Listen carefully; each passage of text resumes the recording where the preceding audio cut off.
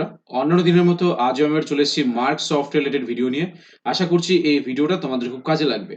তো চলো আর কথা না বাড়িয়ে দেখে নেওয়া যাক যে কিভাবে মার্ক সফটওয়্যারে আপনি যখন সেল বিল করছেন, সাপোজ আপনি রেট এ তে সেল করছেন, কিন্তু রেট এ তে সেল করতে করতে আপনার হঠাৎ করে মনে হলো হয়তো আপনি বিলটাও কমপ্লিট করে ফেলেছেন, কিন্তু বিলটা কমপ্লিট করার পর আপনার মনে হলো যে আপনি এই কাস্টমারটাকে আপনি রেট এ তে বিক্রি না করে আপনি চাইছেন এমআরপি তে বিক্রি করতে, বা এমআরপি তেও বিক্রি করতে পারেন, বা পারচেস রেট হিসেবে বিক্রি করতে পারেন, বা রেট বি হিসেবেও বিক্রি করতে পারেন।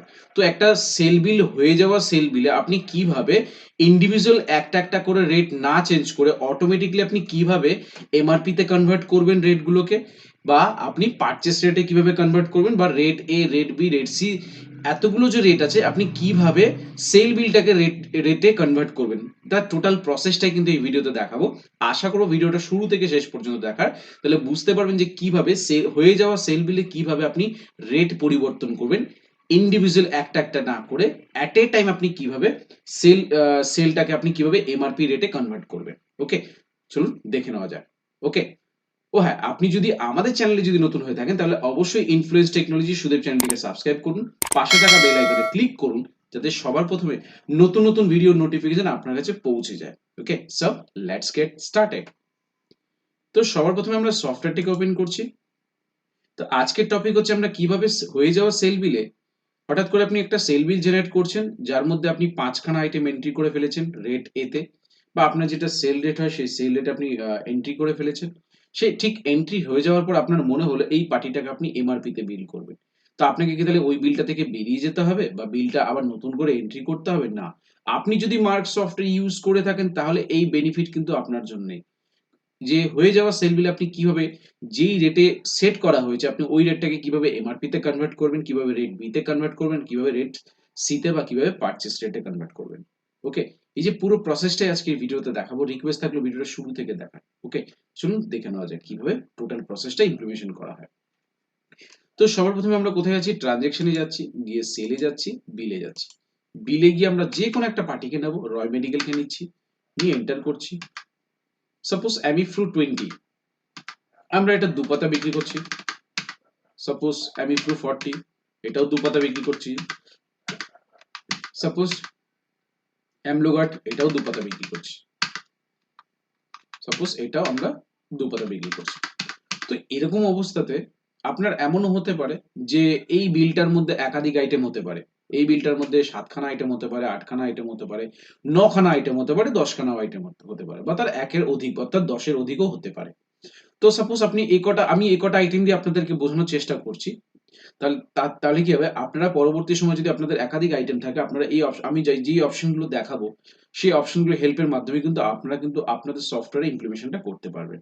ওকে, তো এখানে দেখাচ্ছে আমি এখানে কটা আইটেম এন্ট্রি করেছি, 4টে আইটেম এন্ট্রি করেছি। তো 4টে আইটেমে এখানে কটা দেখাচ্ছে, এখানে 20 টাকা 26 টাকা দেখাচ্ছে, 28 টাকা দেখাচ্ছে, 26 টাকা, 40 টাকা দেখাচ্ছে। অর্থাৎ আমরা কিন্তু রেট এ তে বিক্রি করেছি। এবার আপনার হঠাৎ করে মনে হলো, বা আপনার যদি কোনো কেউ যদি বলে আমাকে এমআরপি তে বিলিং করে দাও, তো তখন সেক্ষেত্রে আপনি এমআরপি তে কিভাবে বিল করবেন? ঠিক এই যে দাগটা রয়েছে, এই যে লম্বা যে দাগটা রয়েছে, এই লম্বা দাগ থাকাকালীন একদম নিচে লম্বা দাগ থাকতে হবে। যতগুলো আপনি আইটেম এন্ট্রি করবেন ঠিক তার নিচে এই যে লম্বা দাগটা থাকবে, এই লম্বা দাগ থাকাকালীন আপনি কিবোর্ড থেকে পেজ আপ বাটনটা প্রেস করবেন। পেজ আপ বাটনটা দেখুন নিচে দেখাচ্ছে, পেজ আপ বাটন প্রেস করলেন, করার পরে কার্সারটা চলে গেল লেজারের কাছে, দিয়ে এন্টার। যেই আপনি এন্টার করবেন, করার সাথে সাথে, বা আপনার সিস্টেমে যদি ঠিক এইখানটায় যদি কোনো একটা পপ আপ বক্স থাকে তাহলে আপনাকে দুবার এন্টার করতে হতে পারে। বাট পেজ আপ প্রেস করার পরে আপনি ততক্ষণ এন্টার মারবেন যতক্ষণ না আপনার কাছে এই বক্সটা খুলছে। ঠিক আছে, এই চেঞ্জের এই বক্সটা খুলছে। তো এরপরে বলেছে লোড রেট, যে আপনি কি রেট কি লোড করতে চাইছেন? অবশ্যই রেট লোড করতে চাইছি, মানে লোড রেটটাকে লোড করতে চাইছেন অবশ্যই। তো আপনি কি করবেন, এখানে এই যে অপশনটা নো করা আছে এটাকে আপনি ইয়েস করে দেবেন, দিয়ে আপনি এখানে এন্টার করবেন।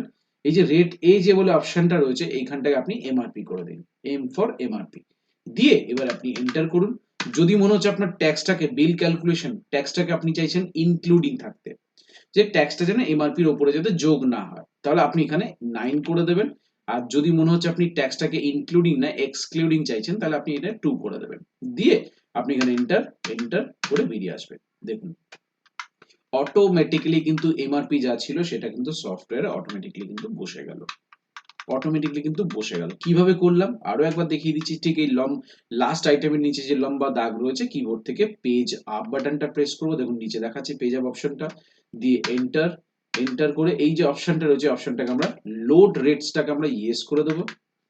ইয়েস করে আমরা এখানে যদি আমরা এখানে পারচেস রেট ধরি, তাহলে পারচেস রেটটাকেও সিলেক্ট করবো। আমরা এই বক্সটা থেকে এন্টার করে বেরিয়ে যাবো। দেখুন এটা কিন্তু অ্যাজ এ পারচেস রেট হিসেবে কিন্তু পড়ে গেল। আবার যদি আমরা চেঞ্জ করি যে আমরা না নরমাল আমাদের যা রেট ছিল সেই হিসেবেই চাইছি বা এমআরপি হিসেবে চাইছি, তাহলে আমরা আবার পেজ আপ বাটনটা প্রেস করবো, করে এন্টার মারবো, করে আমরা এই অপশনটাকে ইয়েস করে দিয়ে এই যে অপশনটা রয়েছে এটাকে আমরা এমআরপি করে দেবো, দিয়ে আমরা এন্টার করে বেরিয়ে যাব। যেই বেরিয়ে গেলাম দেখুন অটোমেটিকলি যা যা এমআরপি ছিল সব এমআরপি কিন্তু অটোমেটিকলি বসে গেল। ঠিক আছে, সব এমআরপি কিন্তু দেখুন অটোমেটিকলি কিন্তু বসে গেল। যদি আমরা এখানে এন্টার করি দেখুন নিচে কি দেখাচ্ছে, এমআরপি কত দেখাচ্ছে, 35 টাকা দেখাচ্ছে এমআরপি। তাহলে আমরা যদি এখানে স্কেপ করি দেখুন এমআরপি 35 টাকা দেখাচ্ছে, এমআরপি কিন্তু 35 টাকা দেখাচ্ছে। ঠিক আছে, এবার আপনি বিলটা আপনি আপনার মতন করে এন্ড কি বাটন প্রেস করে সেভ করে দিন। ওকে, তো আশা করি এই ভিডিওটার মাধ্যমে আমি বোঝাতে পেরেছি যে কিভাবে আপনি সেল বিল জেনারেট করেছেন, কিন্তু সেল বিল কমপ্লিট হয়ে যাওয়ার পর আপনার মনে হলো যে রেটটাকে আপনি যেই রেটে বিক্রি করেছেন সেই রেটে না করে আপনি এমআরপি তে কনভার্ট করতে চাইছেন, বা পারচেস রেট হিসেবে আপনি সেল করতে চাইছেন, বা রেট এ রেট বি আপনার যেরকম রেটের দরকার আপনি সেই অনুযায়ী সেল করতে চাইছেন। আশা করি এই ভিডিওর মাধ্যমে আমি বোঝাতে পেরেছি। এই ভিডিও থেকে যদি আপনাদের বিন্দুমাত্র উপকার হয়ে থাকে তাহলে অবশ্যই ইনফ্লুয়েন্স টেকনোলজি সুদেব চ্যানেলটিকে সাবস্ক্রাইব করুন, পাশে থাকা বেল আইকনে ক্লিক করুন যাতে সবার প্রথমে নতুন নতুন ভিডিওর নোটিফিকেশন আপনার কাছে পৌঁছে যায়। ওকে, তো তারপরে যদি কোনো কনফিউশন থাকে আপনি সরাসরি আমার সাথে যোগাযোগ করতে পারেন। আমার নাম সুদেব শীল, আমার ফোন নাম্বার হচ্ছে 8336049496।